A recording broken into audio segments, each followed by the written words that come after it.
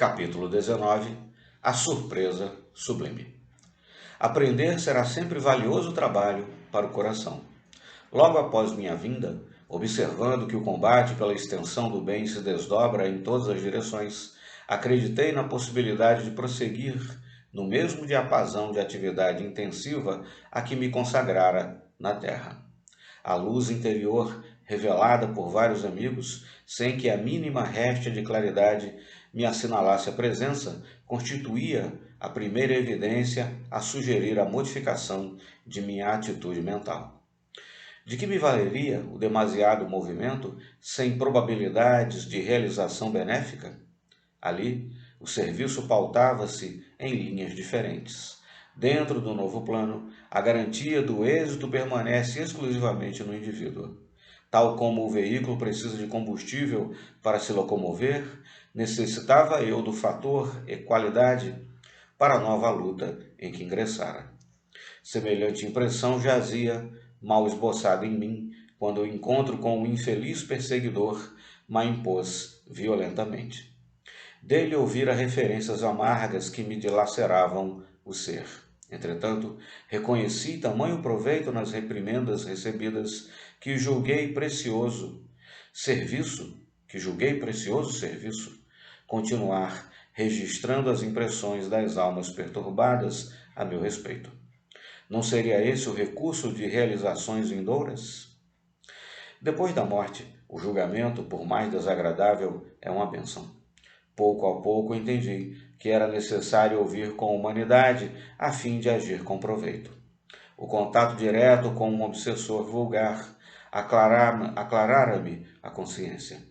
Salientara ele as sombras que ainda me envolviam e que os abnegados amigos da primeira hora revelam, movidos de piedade evangélica.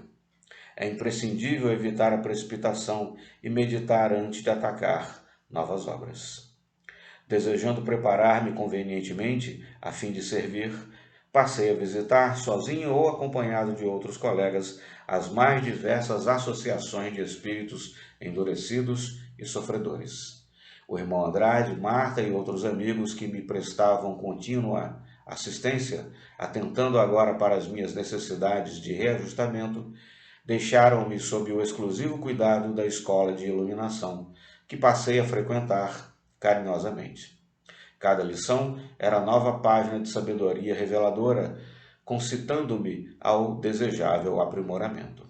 Procurava, pois, nas demonstrações práticas, despertar minhas energias superiores para a juvenil atenção do universitário,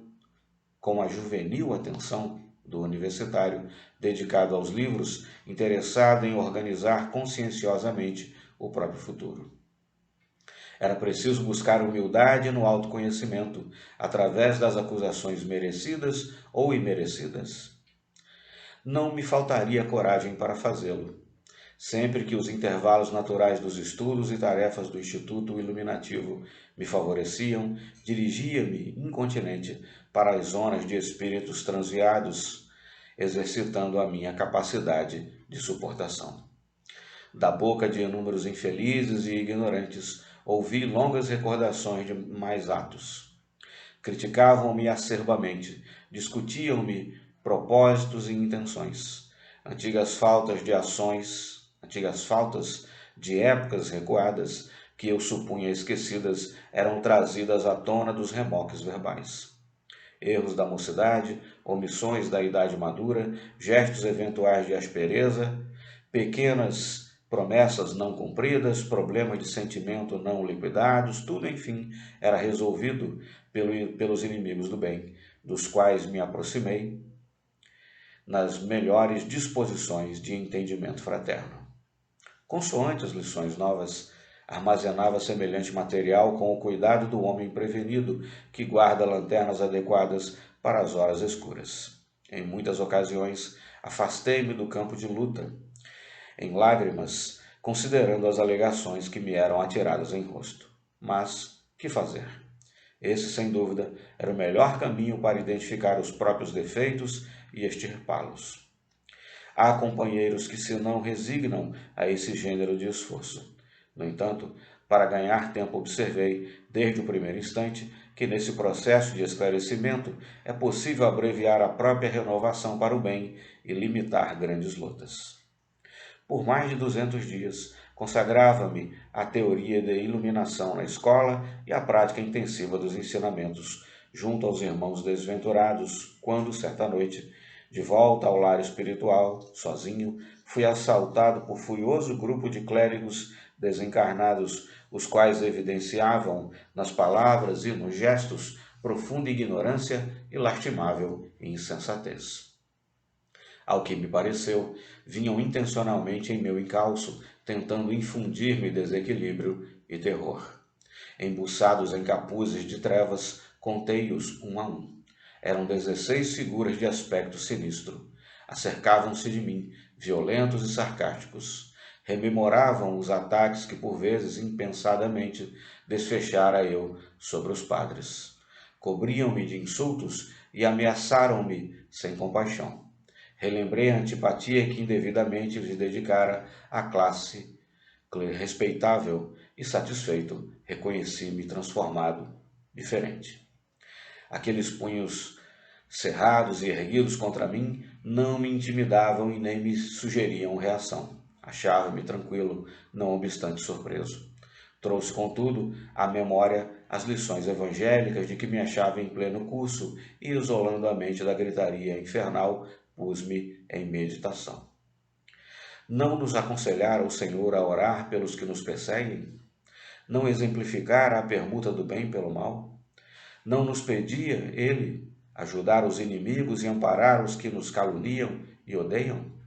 Além disso, não seriam aquelas almas dignas de ajuda e piedade?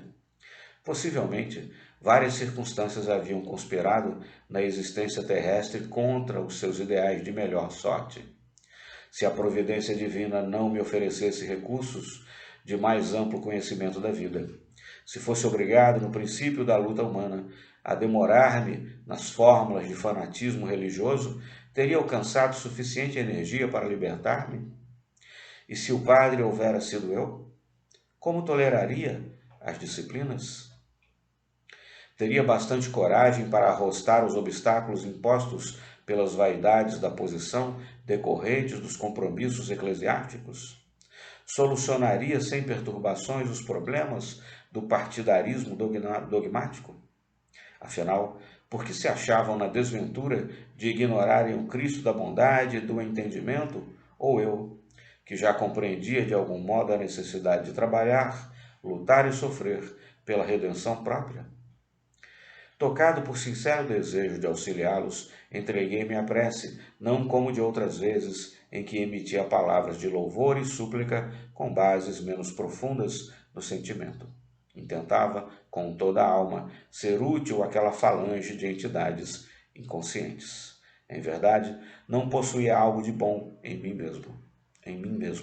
Entretanto, Jesus permanece rico de bondade e ternura em todos os dias da vida. Atender-vos-ia o apelo, viria em socorro de nossas necessidades. Decorridos alguns minutos, observei que, ao contemplarem em oração, os circunstantes se afastaram um tanto, embora continuassem a crivar-me de doestos e zombarias. Quando me detive na rogativa ao divino amigo, reportando-me as aflições que aquelas almas infelizes naturalmente deveriam experimentar ao longo do caminho regenerador, e refletindo quanto às angústias de que se veem acometidas, impressionante silêncio se fez em torno. Nunca, talvez como naqueles momentos, me senti tão fortemente interessado por alguém, qual se estivesse disputando auxílio para irmãos ou filhas de meu próprio ser. Quando descerrei as pálpebras úmidas pelo pranto de emotividade a que a prece me conduzira, notei que os adversários se afastavam cabisbaixos e vencidos. Procurei invocar-lhes o regresso, a fim de conversarmos fraternalmente, mas a voz jazia sepultada na garganta. Sobrevivera ao imprevisto. Tomado de assombro, verifiquei que branda luz de um roxo carregado brilhante em torno de mim.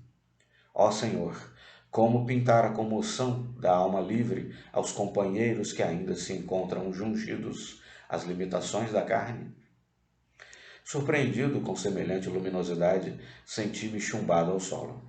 Quem a estaria irradiando a meu lado?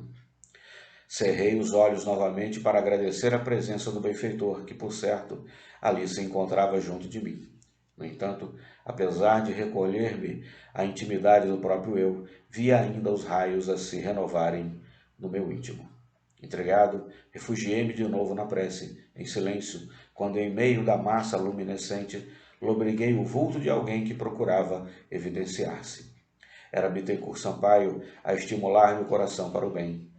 Não se revelava tão nítido quanto na noite inolvidável de nosso encontro no santuário, mas não tive qualquer dificuldade para reconhecê-lo. Jacó, disse ele, depois de algumas palavras de encorajamento e saudação, não te admires da claridade que te rodeia. Ela pertence a ti mesmo. Nunca nasce de tuas energias internas, orientadas agora para a bondade suprema. A concentração de amor verdadeiro produz bendita claridade na alma. A luz é substância divina gerada nas fontes superiores do Espírito Eterno. Feliz de ti, que compreendeste sem tibieza a necessidade de alijar os próprios caprichos para que a vontade do Senhor te favorecesse o santuário da consciência. A mente que atira para fora de si o obscuro e pesado material dos interesses menos dignos prepara-se valorosamente para o celeste sinal da irradiação espontânea. As preocupações indesejáveis passaram. Principiaste a renunciar com sinceridade ao homem velho, e a criatura nova em Cristo se vai formando em teu coração. Bendita seja a tua esperança. Não te esqueças de que o amor dá sempre, principalmente de si mesmo, de suas próprias forças e alegrias. Por agora, os raios de tua boa vontade brilharão nas horas culminantes da fé, pela concentração de poderes espirituais na prece. Todavia, à medida que te recolhas no exercício legítimo do amor cristão, em demonstrações genuínas de entendimento do Evangelho sentido, vivido e aplicado, controlarás tua capacidade irradiante, segundo os ditames da própria alma. Ama sem paixão, espera sem angústia, trabalha sem expectativa de recompensa, serve a todos sem perguntar, aprende as lições da vida sem revolta, humilha-te sem ruído ante os desígnios superiores, renuncia aos teus próprios desejos, sem lágrimas tempestuosas, e a vontade justa e compassiva do Pai iluminar-te-á constantemente o coração fraterno e o caminho redentor. Ora, vigia, movimenta-te no esforço digno e seja feliz, meu amigo. A tua luz crescerá com a dilatação de teu devotamento ao bem infinito. Que expressões terrenas poderiam dizer da sublime surpresa que me ofuscava o espírito? Não conseguiria responder. Doce e indefinível emoção fazia-me vergar sob o peso de lágrimas de reconhecimento e júbilo. Reparando que o mensageiro se conservava em silêncio ao meu lado, esperando que me pronunciasse, recordei o ensinamento evangélico e repeti as sagradas palavras. Faça-se no escravo a vontade do Senhor. E porque vibrasse no desejo de se relacionar minhas experiências novas para os companheiros da retaguarda, supliquei lealmente. Bittencourt, meu amigo, no plano de carne, nossos irmãos em maioria guardam errado conceito de elevação e salvação. Muitos se acreditam de crença religiosa e outros supõem que basta o dever de assistência caridosa e mecânica ao próximo necessitado e sofredor para que subam inconscientemente aos mundos felizes.